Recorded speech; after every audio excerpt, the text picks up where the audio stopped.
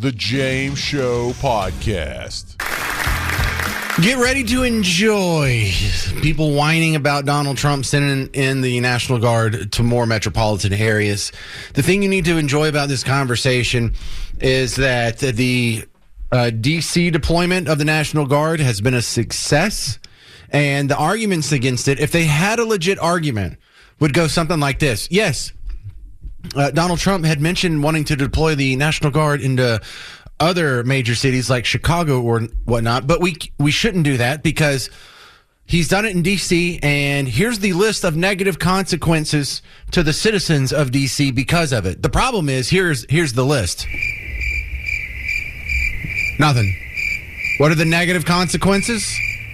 Name one.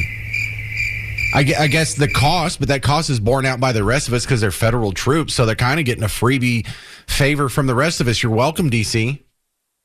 So they're getting security they're not even having to pay for. It sounds like nothing but an advantage over here. You know what else is kind of nice? Going 13 days without having a murder. That's the first time in God knows how many years they've gone almost 2 weeks in a row now without having a murder. And if you want to look at the D.C. crime statistics, go back a couple years before they started fudging the numbers. In 2023, D.C. had 274 homicides in 2023. That was the highest number of homicides since 1997. So the most in, more than 20 years? 26 years? Yikes. Homicides were up 36% in 2023. So just remember that when they're like, homicides were down 30% from last year. Oh, yeah. We know what fudge numbers look like. But if you want to take that murder rate, that homicide rate in D.C., and sort of prorate it for just the 13 days that Donald Trump has had the D.C. lock that place down, how many lives have been saved? Well, we can statistically, when you do the math, 9.75. So 10 lives have been saved because of this. 10 fewer homicides than if Trump hadn't have done this, are what the likely result would have been. Not for me fudging the numbers, just simple old math. You know how to do proportions. You know how fractions work. If not, I do, so just trust me. Or ask your phone. So what would happen if he went into Chicago and did that? What would happen if he went into Detroit and Baltimore and New Orleans and Cleveland and all these other places? Saving lives. Here's another question that MSNBC, they haven't asked this all day. I've been waiting for them to ask this. How many black lives have been saved? How many of those homicide victims would have been black? Black lives matter. Where are you at on this one? Do these lives matter? The ones that he's saving in D.C.? Because it sounds like he's saving the lives of people who predominantly would have been black victims of homicide. Shouldn't that be celebrated? Shouldn't that be something that's replicated? Shouldn't Chicago be asking for something similar to that? Shouldn't D.C. be a model of something to embrace if you care so much about the lives of my black neighbors? No, but you're silent on this. Oh, you're critical of this. Interesting. So let's go look at the reaction to Chicago here, because this really puts them in a tough spot. Mayor Johnson in Chicago was saying, we don't need the National Guard. We need social programs. That's right. We don't need anyone actually stopping criminals and arresting them and making my citizens safer. We just need more money from other people to spend on our programs. We just need money. Just give us money. Look, the National Guard is not going to put food on the table. The National Guard is not going to, reduce unemployment. The National Guard is not going to give people access to health care. This president, of course, has demonstrated that he is inimical to the interests of working people. But here in Chicago, a pro-worker city, a city that has said, yes, we can, a city that said, keep hope alive, right? This is the city where resistance came alive. Dr. King said, if we can do it right in Chicago. Bro, you can't put food on the table either if you're dead. You can't get a job and improve the unemployment situation if you're dead. And so there's no real good answer for this. Why don't you want the National Guard to come into Chicago? It looks like it's saving lives. No, it's not going to solve unemployment. No, it's not going to put food on the table. No, it's not going to solve some of these other issues. But at least fewer people will be dead. He was on Morning Joe this morning. You're going to hear Morning Joe try and beat an answer out of Mayor Johnson on why. Wouldn't it make Chicago safer? Why don't you want this? I'm curious, and this does come down to an ideological difference between people. Do you believe that the streets of Chicago would be safer if there were more uniformed police officers on the streets of Chicago? Of course. I believe the city of Chicago and cities across America would be safer if we actually had, affordable housing.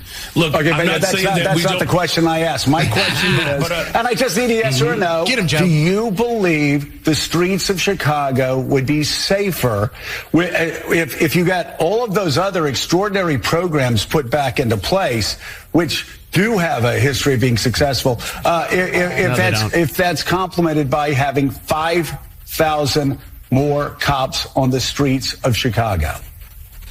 I don't believe that we should narrow it down to just police officers, Joe, is what I'm saying. That is an antiquated approach. I'm saying we've invested in detectives. Mr. Mayor, are you hearing what I'm saying? I'm agreeing with you that all of these other social programs are extraordinarily important. I just need a yes or a no, and then this will be the last time I ask.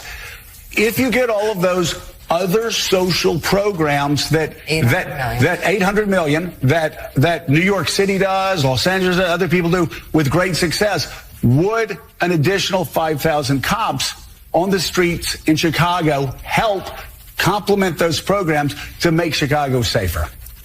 Look, we are working hard to make sure that our police department is fully supported. I don't believe that just simply putting out an arbitrary number. He's not gonna, don't worry. He's not going to answer. He just got asked 3 times, dodged every time. Because you know what the answer is. The answer is yes. I know it. You know it. Everybody knows it. Believe me. Joining me now, the other James Varney from Real Clear Politics. Welcome back, James. Thanks for having me, James. Other James. Yeah. Lesser James the less. I want to start with this Trump executive order targeting flag burning. Now, let me go ahead and put the qualifier out there because someone's going to email me or at me or something. Yeah, I don't think in a perfect world, in a vacuum, that burning the flag should be illegal. However, we live in a world where we have hate crimes now that all of us have to live by. And so if we're going to have speech be policed, then it should be policed from both sides and not just enforced against me, but also against other forms of hate speech. And so I kind of agree with the idea of punishing these people just as sort of the thumb in the nose to prove the point that hate speech laws and hate crime laws are wrong. Well, they've always been wrong, right? I mean, you're basically putting some victims on a pedestal that other victims aren't. I mean, it's the crime itself that is the bad thing. And, I agree pretty much with your assessment there. I don't favor this EO. I don't know if it passes constitutional muster, right? Like, lawyers have spent centuries creating gray areas around laws. And if you look at the EO specifically, it's not saying, you can't burn an American flag because they know that's constitutionally protected. There's just certain circumstances where supposedly it's going to make it illegal. And I don't know if you saw this, but some guy torched one in Lafayette Park. Well, Lafayette Park is a national park. You're not allowed to burn stuff in national parks. You can't just start fires in national parks. So he got arrested, but it wasn't even really for burning the flag. It was for doing it in a national park. Right. So I get it, like you're saying, right? The great blogger Ace made this point that, if you're going to arrest people for, doing wheelies and skid marks on a pride crosswalk that's painted in the road, then why not have this? I just feel like, I don't know. I think there's a lot of people out there who have become more pro-Trump than they were, and that they think that a number of the policies he's pursuing are working. And this is the kind of thing that I think people will react negatively to. So I'm not sure I would have done it if I was in the White House. Well, the legal justification that he's thrown out in the executive order is along the lines of inciting a riot. And so, like, if you're in your own backyard and you burn a flag, that wouldn't be illegal. But if you're at a protest and there's people who are chucking rocks in a police and you burn a flag, somehow in that context, it could be illegal. Now, that sounds kind of vague, but is it wrong? Well, I don't know. I mean, you're right. It's sort of specific in which times it would be illegal. And that's why I was saying that we've seen lawyers create gray areas over what seems plain as day things, right? So this has always been regarded as some constitutional right that you can burn the American flag. It's kind of a shorthand, right? The same way people say, oh, you can't yell fire in a crowded theater. You can burn an American flag. So I have no idea which way the judges are going to come down, and it depends, I suppose, on how they forum shop to see which judge they get it in front of. Right. But, I mean, I'm not sure I really see why we're doing this. So somebody else was making a comparison, your listeners in Texas. I guess Paxton's brought up this 10 Commandments again. Yes. Which is similar to what they did in Alabama a while back. And everybody knows it's not going to fly. It's just kind of a, I'm going to stake my flag on this, so to speak. But why bother? Because it seems to me that you lose some people that might have been coming your way. Well, there's a simple explanation for that, and there's a complex explanation for that. The simple, shallow one is a new law or rule like this would disproportionately punish people that the people who support this perceive as political opponents. This would disproportionately have a negative impact on lefties and people who hate Trump and people who hate conservatives and people who hate America. And so generally speaking, that's a good thing. Now, I agree. The one thing I like about flag burning being legal is that we get to know who all the idiots are. Like whoever's burning a flag out in the street, who is the easily led, useful idiot automaton that can't think for himself and has been convinced that the greatest country ever is the worst country ever. It shows us who the idiots are, the hateful, bigoted, anti-American punks are. That's the one thing I like about it. Yeah, no, you're right about that. I mean, it does expose the person who's doing it as a clown and maybe worse. But why not just let that speak for itself as it does now? I mean, do you think there's a lot of people out there that are ambivalent about the people that want to go out and torch an American flag? I think most people are opposed to them already. Sure. And well, then there's the complex reason that some people would be for this. And I'm not sure if I buy the idea that this is inciting a riot and this is something that is, generally speaking, a danger to the public at large. But it'll be interesting to see if they can find some sort of lane to where, if someone was lighting an American flag and that did incite a riot, okay, I have a hard time arguing against that. Yeah, I don't know. I'd have to go back and look at the pictures and stuff. Those riots they had on behalf of illegal immigration in Los Angeles and places like that. I don't know if they were burning American flags there. I remember they were waving a lot of Mexican flags. And I suppose this could be something you're saying, well, look, we're going to have this very narrowly tailored exception here where it says if you are, like you just said, like if you're inciting a riot or if this is a part of a designed felonious activity or to incite one or rev it up, then this gives more reason for the authorities to break that up and arrest people. I get that. Seems maybe a little heavy-handed or redundant, but I get it. All right, James Varney, what you got going on at Real Clear Investigations these days? Well, I just had a story up about this incredible $10 billion data center that Meta is going to build here in Louisiana, and they're going up in lots of other places too. It's kind of the wave of the future and what that might all mean. And then, of course, as you know, this week is a big anniversary. So I've got a piece coming out Friday, 20 years after Katrina hit us. All right, good stuff. James Varney, thank you very much for your time and your expertise. Let's talk soon. Thanks, James. Why don't my critics have to have their speech covered? If we're going to have hate speech laws, then let's have them. Let's have it go both ways. Let's just not punish Team Red for hate speech laws. Let's use them against Team Blue as well. And if, one of the great ways to get rid of an unjust law is to enforce it vigorously. And so, fine, y'all want to play the hate speech game? I think that's what he's doing here. I don't even think he really thinks hate speech should be illegal. I think he's using this as an example. Oh, you think hate speech laws are good? Well, what about when it's used against you? And that might change some minds. 800-288-9227. One of the interesting coincidences in this is the case of Shiloh Hendricks. Do you remember the name Shiloh Hendricks? If not, that's okay. It happened about the same time the Carmelo Anthony situation flared up back in April. And what happened here is that, Carmelo raised all kinds of money, almost $1 million or so, over the incident that happened at the track meet. Well, Shiloh Hendricks was sort of an echo of that, where she had a viral video of her using a racial slur, pretty much destroy her life. She went on Give Sin Go, and she raised something like $800,000. Her crime was she's in Rochester, Minnesota. She's at a park. There's a bunch of Somali immigrants there, and a guy turns on the camera of his phone and goes up to her and says, "Did you call that little kid the N-word?"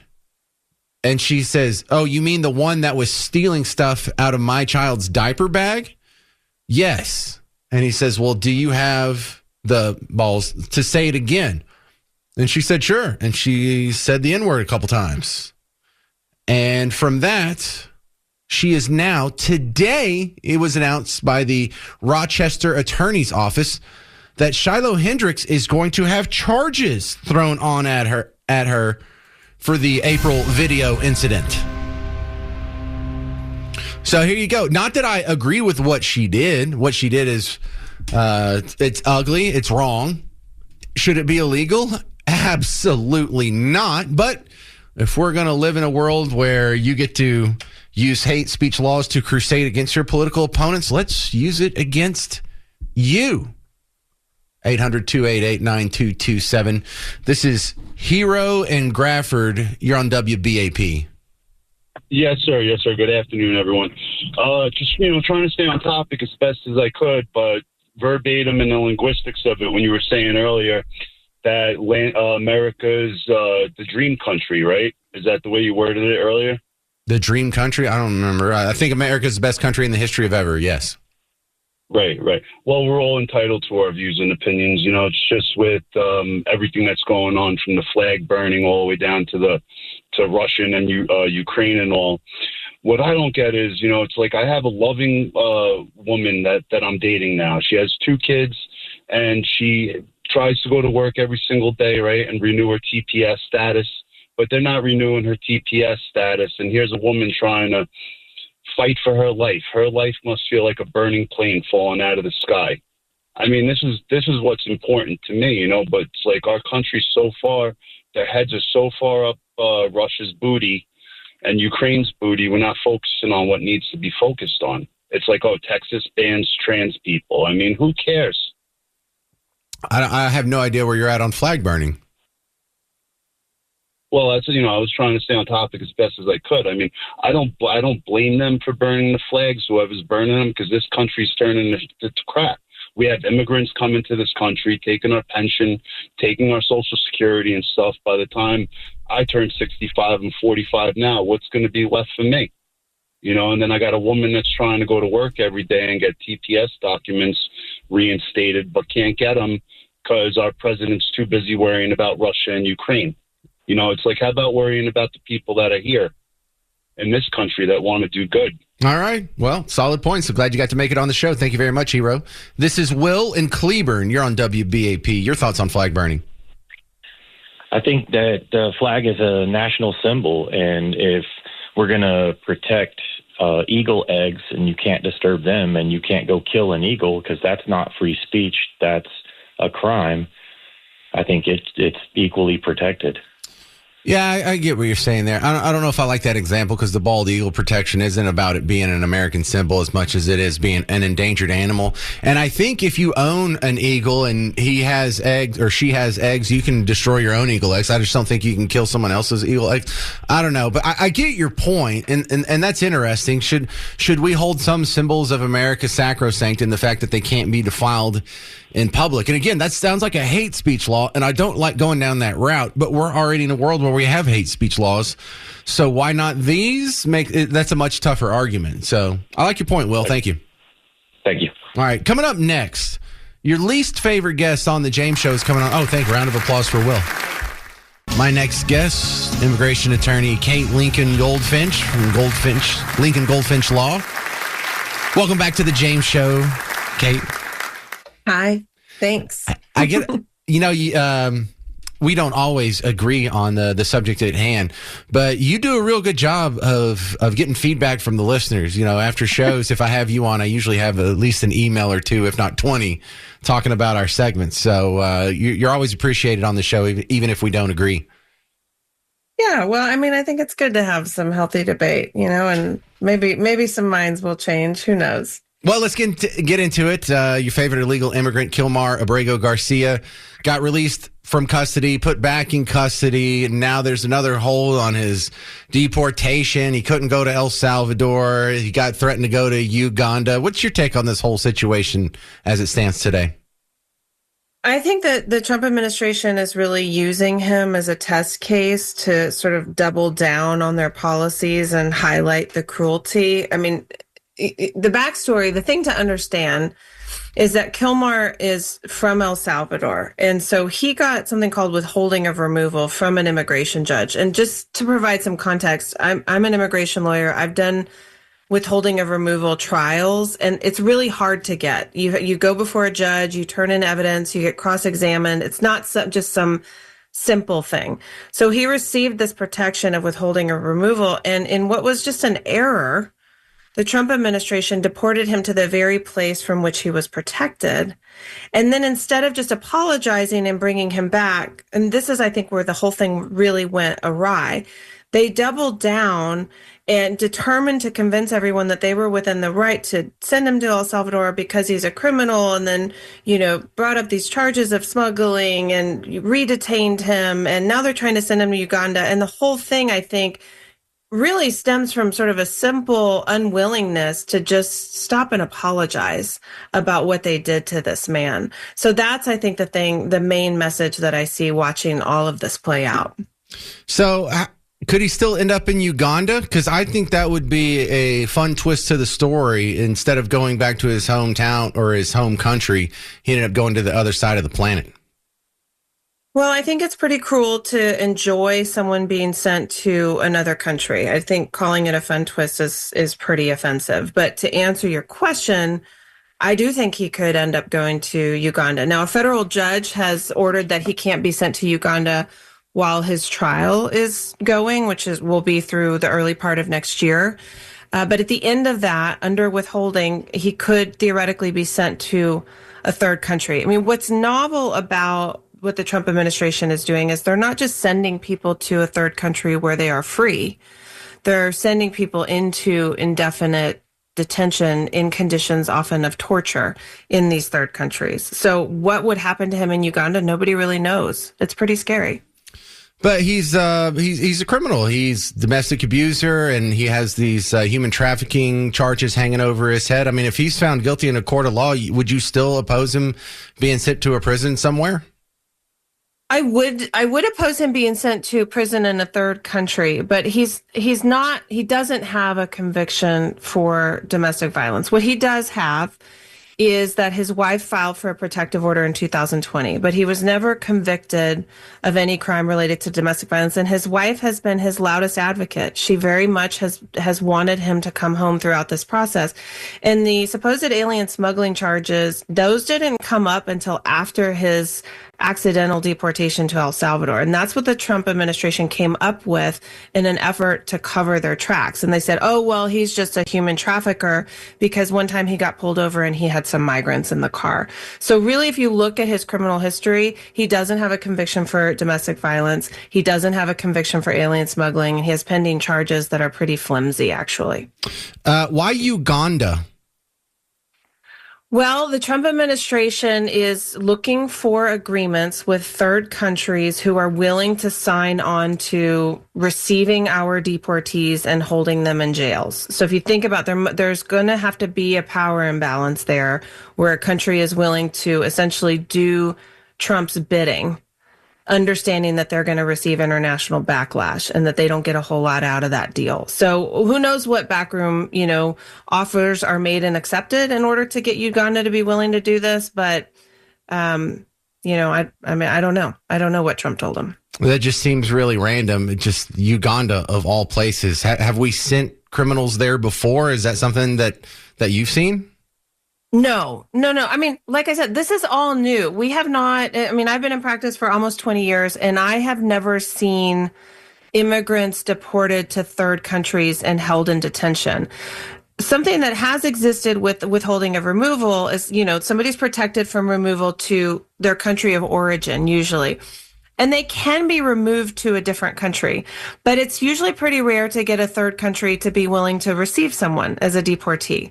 So what's new here is that the Trump administration is just from a policy angle looking to engage in these international agreements with other countries to have them receive our deportees and detain them indefinitely. Like, that is not something that we've ever seen before. It's weird and wild and cruel and unnecessary. The whole thing is just pretty unsettling. And you and I have talked about in the past, where does this end? I know that you and probably a lot of your listeners don't think that anything like this might ever happen to you or your own families.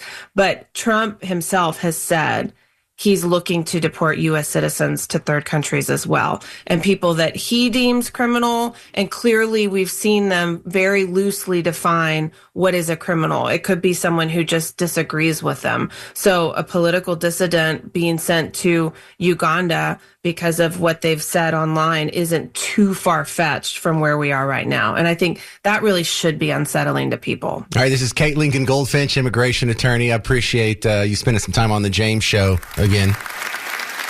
You bet. Hopefully you get a lot of callers. Yeah, I'll get some emails off of that one. Thank you, Kate. Look, my concern about the Uganda thing is that it's just so random. It's like, Uganda, do we really trust them? Do we know what's going to happen to him if he goes to a Uganda prison? I think we'd have a lot more accountability if we sent him somewhere nice, like, I don't know, North Korea or...